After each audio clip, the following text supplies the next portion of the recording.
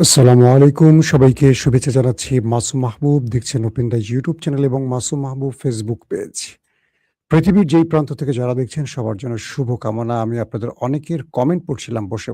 ভাল লাগছিল। অনেকের অনেক প্রশ্ন আছে, সেই প্রশ্নের উত্তর দিব। ভোলা থেকে আজকে একাধিকজন কমেন্ট করেছেন। ওয়েস্ট বেঙ্গল থেকে কমেন্ট করেছেন। ফরিদপুর থেকে ফরিদ ভাই, বাবারে বাবা! ফরিদপুরের ফরিদ ভাই। রাজশাহী থেকে দেখছেন। আ রাঙামালী উপজেলা থেকে দেখছেন। সাগর পাড়ের মানুষ আমি। জাফর, গুড, সাগর পাড়ের মানুষ। দর্শক, আজকে আপনাদের জন্য অনেকগুলো ব্রেকিং খবর আছে। একদম খবরে ঠাসা অনেকগুলো খবর দেওয়ার চেষ্টা করব। সৌদি থেকে যিনি দেখছেন তার জন্য আমার ভালোবাসা। চট্টগ্রামের বাঁশখালী হয়ে গেছে সেখানে। সব বাঁশ কি আওয়ামী লীগ নিয়ে গেছে ভাই? আপনার নিউজের অপেক্ষায় থাকি। সঠিক তথ্য পাই মালয়েশিয়া থেকে ফাতিমা। বোন, আপনার জন্য শুভকামনা। মাওনা থেকে দেখছেন জয়নাল আবেদীন। আমার সামনে প্রচুর কমেন্ট, শত কমেন্ট, যেগুলো আমার আ সিস্টেমে শো করে। আমি মাঝে ২-১ টা নাম বলি। অনেকে রাগ করেন, "ভাই আমার নামটা বলেন।" আবার অনেকে বলেন, "ভাই নাম বলবেন না।" কোনটা করব? চলেন খবর দিতে শুরু করি। আজকে শিরোনাম দিব অল্প, কিন্তু খবর আছে অনেকগুলো। যে খবর দিয়ে শুরু করতে চাই। চীন থেকে একেবারে খালি হাতে ফিরছেন ডোনাল্ড ট্রাম্প।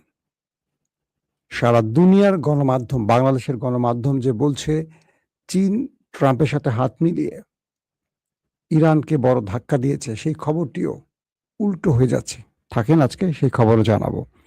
পাশাপাশি লেবানিজদের হাতে ২০ দখলদার সেনা ওপারে চলে গেছে। আল জাজিরার খবর। এবং আরব আমিরাত পুরো আরবকে ইরানের বিরুদ্ধে যুদ্ধে জড়াবার প্ররোচনা দিয়ে ফেঁসে যাচ্ছে। এবং নেতানিয়াহু, আমাদের নেতা কাকু, তিনিও ফেঁসে যাচ্ছেন ইরানের হাতে। এবং কি বলবো, ব্লুমবার্গ যে খবর দিয়েছে মোটামুটি মাথা নষ্ট হয়ে যাবে ইয়াল জামিরের এবং নেতানিয়াহুর। দর্শক, আমি একটা করে আপনাদের খবর দেওয়ার চেষ্টা করছি। প্রথম যে খবরটা দিয়ে শুরু করতে চাই, ডোনাল্ড ট্রাম্প এবং শি জিনপিং। ডোনাল্ড ট্রাম্প এমন একটি সময়ে এই সফরটি করেছেন, তখন আমরা মোটামুটি, স্যার আপনার সাউন্ড একটু সমস্যা আছে মনে হয়। সাউন্ড কি কোনো সমস্যা আছে? আমি তো আমার সিস্টেমে সাউন্ড প্রবলেম দেখছি না। আপনারা তারপরে যদি প্রবলেম পান আমাকে বলবেন। আমার কাছে তো সাউন্ডের কোনো প্রবলেম দেখতে পাচ্ছি না। তো পৃথিবীর প্রত্যেকটি গণমাধ্যম চোখ ছিল যে চীন ডোনাল্ড ট্রাম্পকে কি দেবে। গত ১ দিন ২ দিন ধরে আমাদের দেশের গণমাধ্যমগুলো, যারা পশ্চিমা গণমাধ্যম ফলো করে সংবাদ প্রচার করে, তারা তো ইরানকে একেবারে বিপদেই ফেলে দিয়েছিল। চীনে কাজ করে সাংবাদিক, আমার পরিচিত বেশ কজন আছেন, আমি বাঙালি, তাদের সাথে যোগাযোগ করেছি। তারা বলল যে বাংলাদেশের গণমাধ্যম ভুয়া খবর দিচ্ছে। তো আমি সেই খবরটি একটু দেরিতে হলেও আজকে আপনাদেরকে ২ দফা খবর দিয়েছি। সকালে একবার দিয়েছি, দুপুরে একবার দিয়েছি।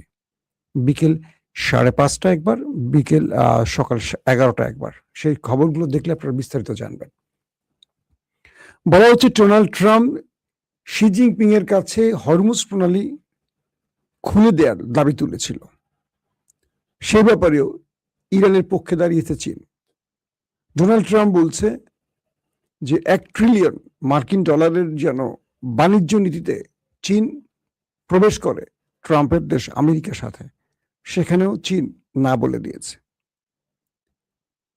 আরো কয়েকটি বিষয়ে ট্রাম্প বলছে যদি ইরান আমাদের সাথে চুক্তিতে আবদ্ধ না হয়, সেক্ষেত্রে আমরা এবার ইরানকে বড় রকম আক্রমণ করব। চীন বলে দিয়েছে আমরা ইরানের পাশে থাকব। খেয়াল করবেন, প্রশ্ন এবং উত্তর আমি সহজ করে আপনাদের বলে দিচ্ছি। এবং যে ১৬ জন মার্কিন গুরুত্বপূর্ণ সিইওকে নিয়ে ডোনাল্ড ট্রাম্প চীন সফর করেছেন, তারাও মোটামুটি খালি হাতে ফিরেছেন। সিইও বোঝেন? অ্যাপেল বা বড় যে মার্কিন কোম্পানিগুলো আছে, সেই কোম্পানির যারা সিইও, তাদেরকে সঙ্গে নিয়ে এসছিলেন ডোনাল্ড ট্রাম্প, কিন্তু খালি হাতে ফিরছেন। ট্রাম্পের সাক্ষাৎ শেষে মোটামুটি চীন ট্রাম্পকে ধমক দিয়ে বলেছে যে তুমি ইরানের সাথে যে পাঙ্গা নিচ্ছ আর তুমি যে আমাকে দোষারোপ করছো, আগে তোমাকে নিজেকে চিন্তা করতে হবে, যুদ্ধটা কি আমি ছড়িয়েছি না তুমি ছড়িয়েছ। ট্রাম্প শি জিনপিংকে বলছে যে তুমি তোমার স্যাটেলাইট ব্যবস্থা দিয়ে মার্কিন সেনা ঘাঁটির সকল অবস্থান তুমি ইরানকে দিয়ে দিচ্ছ, যেটা আমাদের জন্য বা ইরান আমাদের উপর আক্রমণ করতে সহজ হয়েছে এবং যেটা আমাদের জন্য ক্ষতিকর হয়েছে। শি জিনপিং বললেন, তুমি যে ইসরায়েলকে ব্যবহার করছো ইরানের বিরুদ্ধে, তুমি যে আরবের ভেতরে ঢুকে ইরানে আক্রমণ করছো, সেটা কি ভালো হয়েছে? এই যুদ্ধটা কি ইরান ছড়িয়েছে না তুমি ছড়িয়েছ? তুমি ছড়িয়েছ। অতএব তোমাকে বন্ধ করতে হবে। ইরান যে শর্তগুলো দিয়েছে, এটা চীন হলে আরো বেশি শর্ত দিত। তার মানে ডোনাল্ড ট্রাম্প যে ডিলের প্রত্যাশা নিয়ে এসেছিলেন, সেই ডিল শি জিনপিং এর সাথে তার হয়নি। এক প্রকার চীন বলে দিয়েছে, আগে তুমি হরমুজ প্রণালী থেকে তোমার ব্লকেট সরাও। কাকে বলছে? ডোনাল্ড ট্রাম্পকে। কারণ সেখানে সে ব্লকেট দিয়ে বসে আছে এবং বলছে, আগে তুমি তোমার ব্লকেট সরাও, তারপর আলোচনা হবে। তুমি ব্লকেট দিয়ে বিভিন্ন জাহাজকে আটকাবার চেষ্টা করছো, আর তুমি ইরানকে দায়ী করছো। তুমি সুযোগ পেলে ইরানের মধ্যে ঢুকছো, অ্যাটাক করছো, ড্রোন পাঠাচ্ছ, F-35 পাঠাচ্ছ, তারপর রিফুয়েলিং ট্যাঙ্কার পাঠাচ্ছ। ইরান তো এগুলো খেয়ে ফেলছে। তার মানে কি?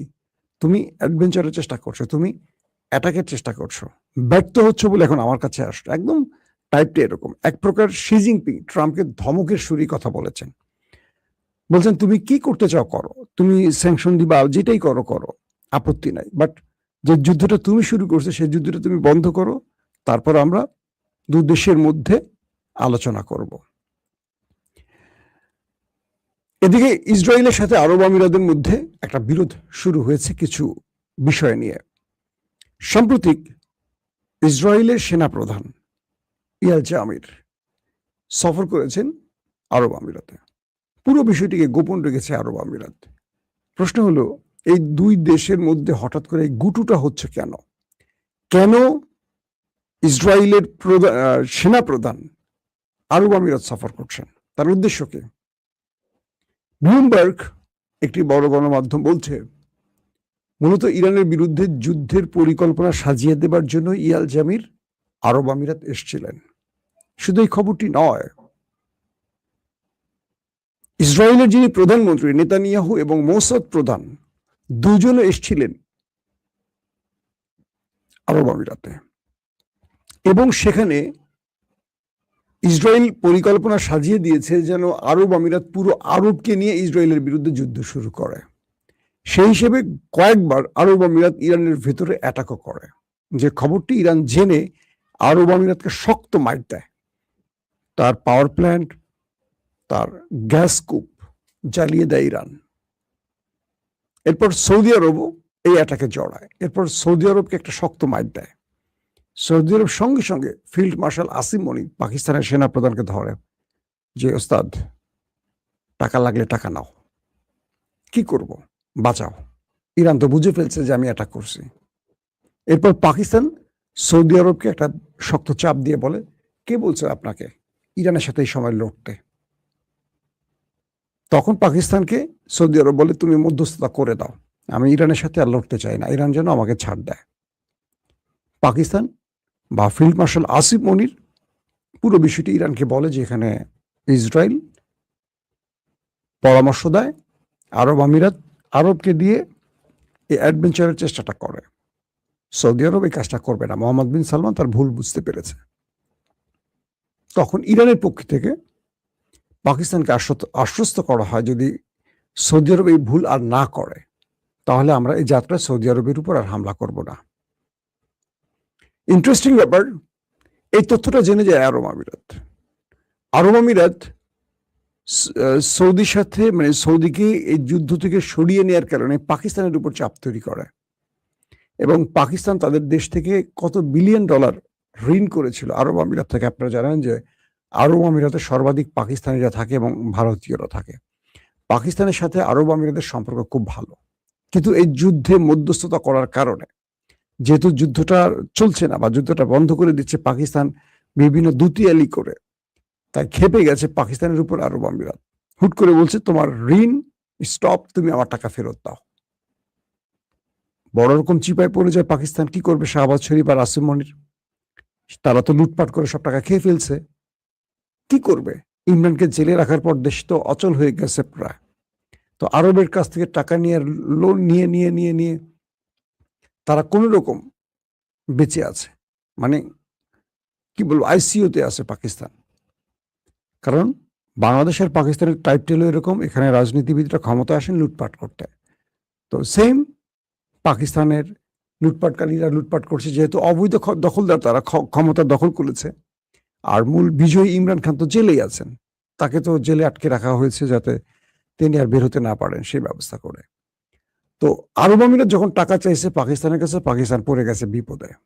বলছে হয় তুমি আমার পক্ষে আসো, আমার পক্ষে দাঁড়াও, সৌদিকে নাও, তুমি নাও, আসো আমরা ইরানকে আক্রমণ করি। পাকিস্তানের জনগণ বিষয়টাকে ভালোভাবে গ্রহণ করবে না, এটা আসিফ মনির জানে। আমাদের চেয়ে বেশি পাকিস্তানিরা ইরানের পক্ষে দাঁড়িয়ে যায়। ফলশ্রুতিতে সৌদি আরবের শরণাপন্ন হয় পাকিস্তান। পাকিস্তান গিয়ে বলে মোহাম্মদ বিন সালমানকে যে আমাকে এত টাকা দাও, কিছু আমার রিজার্ভ রাখবো আমার ব্যাংকে, কিছু ডলার পাঠাও, আর কিছু আমি আরব আমিরাতকে দিয়ে লোন শোধ করব। আরব আমিরাত আমাকে চেপে ধরছে, তোমাকে আমি যুদ্ধ থেকে সরাবার জন্য। মোহাম্মদ বিন সালমান পাকিস্তানকে কয়েক বিলিয়ন মার্কিন ডলার দেয়। পাকিস্তান সেই টাকাটা ব্যাংকে জমা করে আর বাকিটা আরব আমিরাতকে দিয়ে দেয়। আরব আমিরাত তো খেপে যায়। এরপর আরব আমিরাত বলে আমরা এখন ভারতীয়দের ঢোকাবো আর তোমাদের বের করে দেব সৌদি কি বলে আরব আমিরাত থেকে। এই পরিস্থিতিতে আছে। তো এর মধ্যে মিস্টার নেতানিয়াহু এবং মোসাদ প্রধান যখন তারা আরব আমিরাত সফর করেন, এই বিষয়টি ইরান জেনে যায়। যখন যে অঞ্চলে তারা সফর করেন, ইরান সেই অঞ্চলে কয়েক দফা ড্রোন এবং মিসাইল অ্যাটাক চালালে দ্রুত তাদের অবস্থান পরিবর্তন করা হয়। আরব আমিরাত বুঝতে পারে যে ইরান হয়তোবা ইসরায়েল প্রধানমন্ত্রী এবং গোয়েন্দা প্রধান মোসাদের প্রধান যিনি, তাদের অবস্থান ইসরায়েলের কাছে তথ্য চলে আসে। এই তথ্যটি বলা হয় যে সূত্রগুলো একটু অস্পষ্ট। একটি সূত্র বলছে তথ্যটি তুরস্ক ইরানকে দেয়, আরেকটি সূত্র বলছে যে এটা ইরান দেয়, একে বলে চীন দেয়। তো চীন তো আসলে ইসরায়েলের সাথে খুব বড় বিরোধে যাওয়ার কথা না, চীন এবং রাশিয়ার। তারা আমেরিকার সাথে বিরোধে যেতে পারে, কারণ ইসরায়েলের সাথে তাদের স্বার্থ সংশ্লিষ্ট ব্যাপার আছে।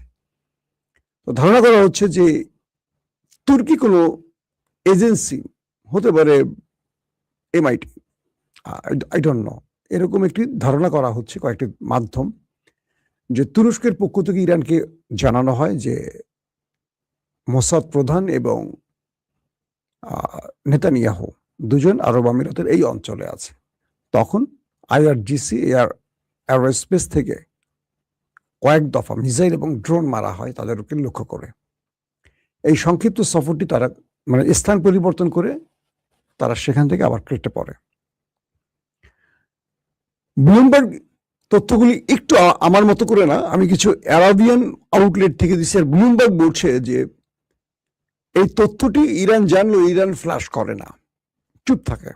কিন্তু সাম্প্রতিক সময় নেতানিয়াহুর প্রধানমন্ত্রী দফতর থেকে এই সংবাদটি প্রকাশ করা হয় যে তারা আরব আমিরাত সফর করেছেন গোপনে।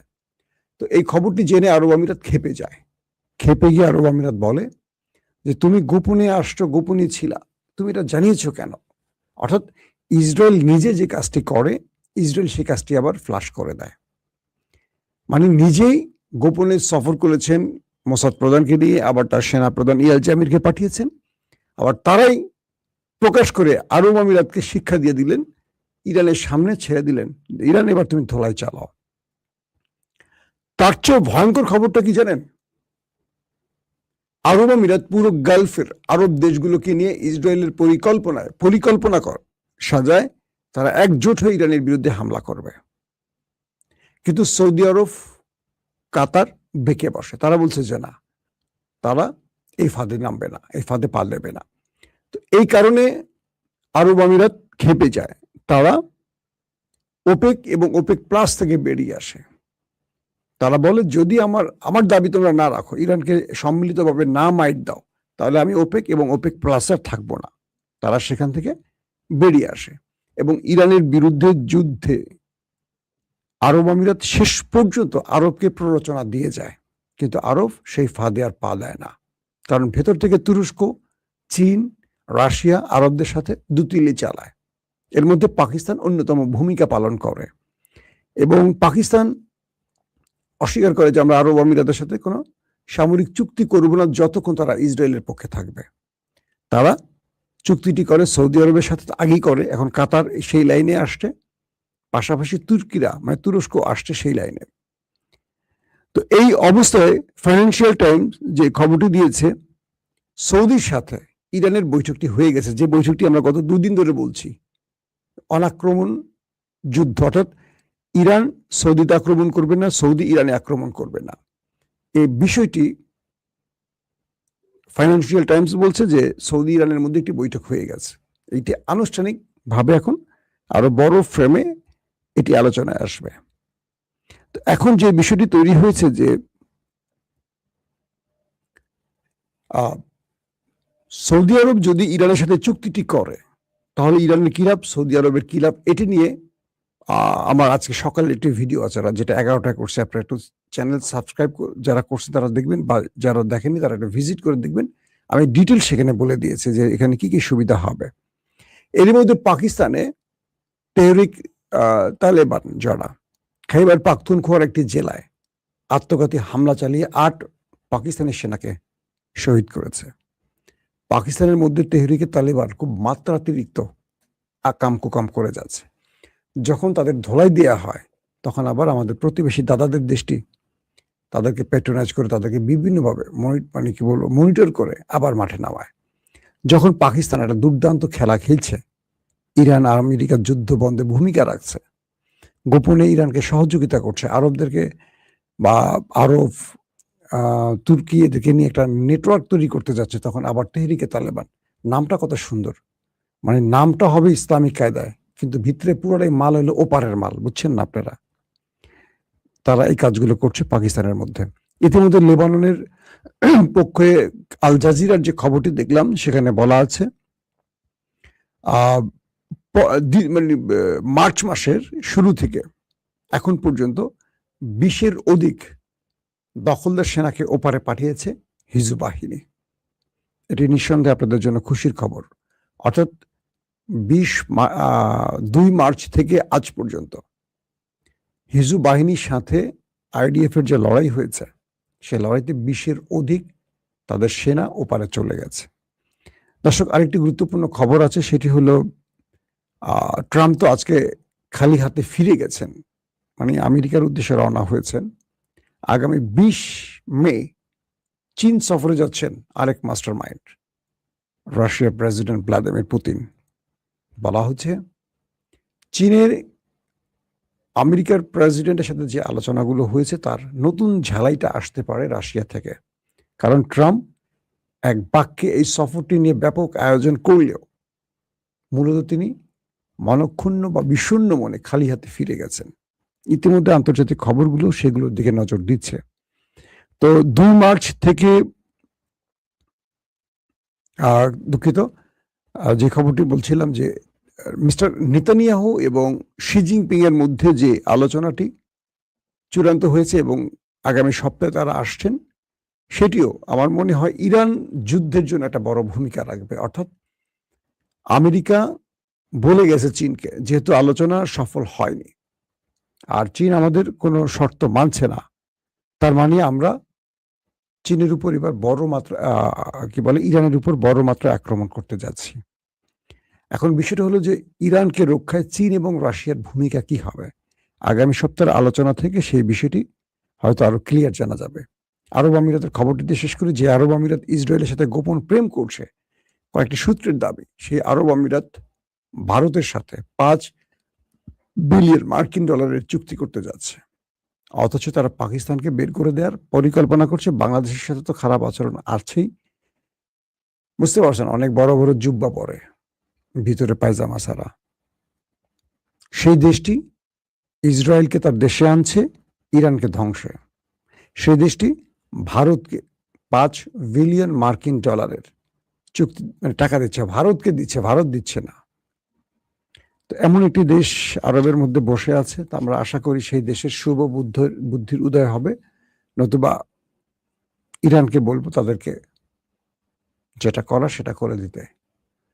দর্শক, আমাদের চ্যানেল যাদের ভালো লাগে অবশ্যই সাবস্ক্রাইব করবেন, আমি এটা খুব কম বলি। পাশাপাশি আমাদের ফেসবুক মাসুম মাহবুব ফেসবুকটি আপনারা একটু লাইক ফলো করতে পারেন। আমি দেখতে পাচ্ছি ফেসবুকে আজকে দর্শক খুবই কম, কারণ এটি নোটিফিকেশন আকারে কোনো জায়গায় যায়নি, হয়তো শিরোনামটা তাদের ভালো লাগে নাই। কাদের বুঝতেন তো? আমার জুকার কাকুর। এই হলো অবস্থা। প্রত্যেকে ভালো থাকবেন। আল্লাহ হাফিজ।